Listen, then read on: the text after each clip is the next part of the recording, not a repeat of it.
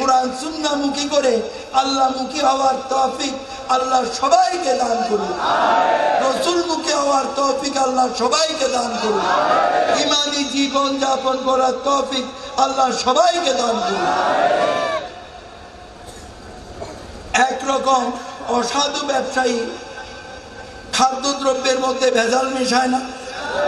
মিশায় কি মিশায় না? অনেক সময় খাদ্যদ্রব্যের মধ্যে রাসায়নিক দ্রব্য মিশায়। খাদ্যের মধ্যে ভিটামিন আছে, প্রোটিন আছে, বিভিন্ন রকমের গুণাগুণ আছে না? আছে কি নাই? আল্লাহ দিয়ে দিয়েছে না, যেহেতু আমাদের শরীর স্বাস্থ্য ভালো রাখে। আল্লাহ দিয়ে দিয়েছেন না? দিয়েছেন তো? তাহলে লক্ষ্য করে দেখুন, এই যে এত নাজ ও নিয়ামত দিয়েছেন, কেন? শরীর ভালো রাখতে। এখন অসাধু ব্যবসায়ী হারাম ইনকামের জন্য দেয় খাদ্যদ্রব্যের মধ্যে ভেজাল মিশায়। তো যখন আমরা খাদ্য গ্রহণ করি, আল্লাহ যে গুণাগুণ দিয়েছেন সেটা আমাদের শরীরের মধ্যে থেকে যায়, আর যেটা প্রয়োজন নাই এটা মলমূত্র আকারে, বর্জ্য আকারে আল্লাহ আমাদের শরীর থেকে বের করে দেন। সুবহানাল্লাহ বলবেন না? এটা আল্লাহর কুদরত না? আল্লাহ যে বের করে দেন, এটা আল্লাহর কুদরত না? বের করে দেন আর ভালো জিনিস রাখেন। কিন্তু ওই যে রাসায়নিক দ্রব্য, সেটা মানুষের শরীরের মধ্যে থেকে যায়। ভেজাল খেতে খেতে রাসায়নিক দ্রব্যের মাত্রা যখন শরীরের মধ্যে বেড়ে যায়, তখন ক্যান্সার থেকে শুরু করে বিভিন্ন রকমের দুরারোগ্য ব্যাধিতে আল্লাহর বান্দারা অসুস্থ হয়ে ধুকে ধুকে মরে। এরা এক ধরনের খুনি না? যারা ভেজাল মিশায় এরা এক ধরনের খুনি না? এদের কি আল্লাহ ছেড়ে দেবে? ছেড়ে দেবে?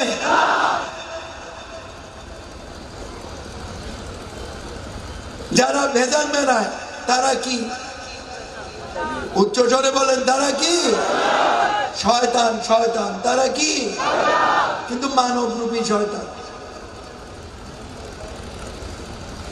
লক্ষ্য করে দেখেন, অনেক বেঈমান, নাফরমান, বেয়াদব আছে, বাপ মার উপর অত্যাচার করে। এরকম আছে না? আছে না?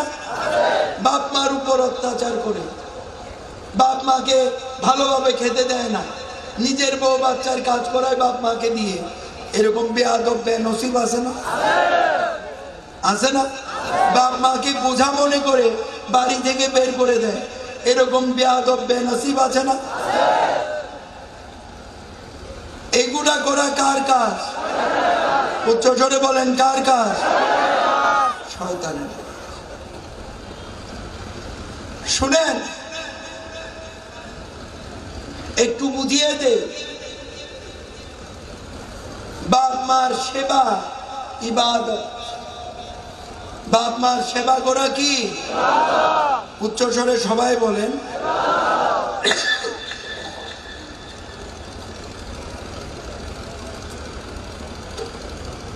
বাপ মার সেবা করা কি? ইবাদত। এখানে স্বীকার করার কোনো প্রয়োজন নাই। যার দ্বারাই ভুলটা হয়েছে, ওই ব্যক্তি বাড়িতে গিয়ে বাপ মার কাছে গিয়ে ক্ষমা চাইবে। ও বাপ মা, আজকে কোরআন সুন্নাহর বয়ানে গিয়ে আমি শুনেছি বাপ মার সেবা করা, খেদমত করা ইবাদত। ও বাপ মা, আমি অন্যায় করেছি, আমাকে ক্ষমা করে দিন। পায়ে ধরে ধরে ক্ষমা চাইবেন। দেখবেন দেখবেন বাপ মার অন্তর অনেক বড়, আপনাকে ক্ষমা করে দেবে।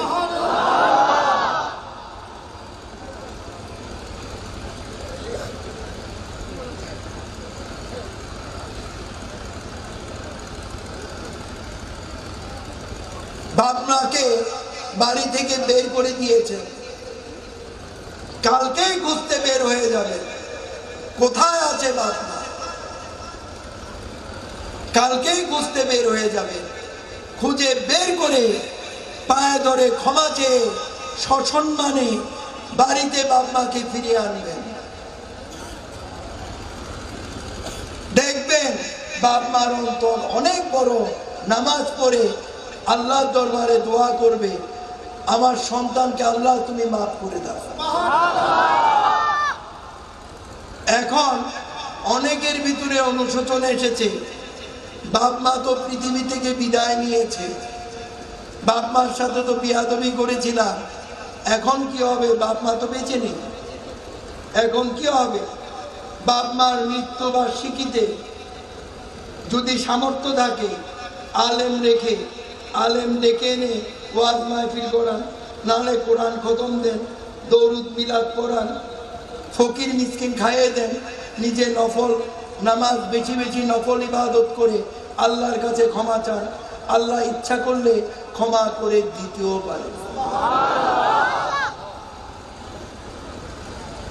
কিন্তু গরিব, সামর্থ্য নাই, বাপ মাও নাই, ঠিক আছে, সামর্থ্য নাই, টাকা পয়সা খরচ করতে পারবেন না, ফকির মিসকিন খাওয়াতে পারবেন না, আলেম সাহেব দেখে ওয়াজ মাহফিল দিতে পারবেন না, হাফেজ সাহেব দেখে কোরআন খতম দিতে পারবেন না, যেহেতু সামর্থ্য নাই, দরকার নেই। নফল নামাজ পড়ে পড়ে বেশি বেশি দরুদ পড়ে আল্লাহর জিকির করে আল্লাহর কাছে ক্ষমা চাইবেন, আল্লাহ ইচ্ছা করলে ক্ষমা করে দিতেও পারে। কথা বুঝতে পেরেছে?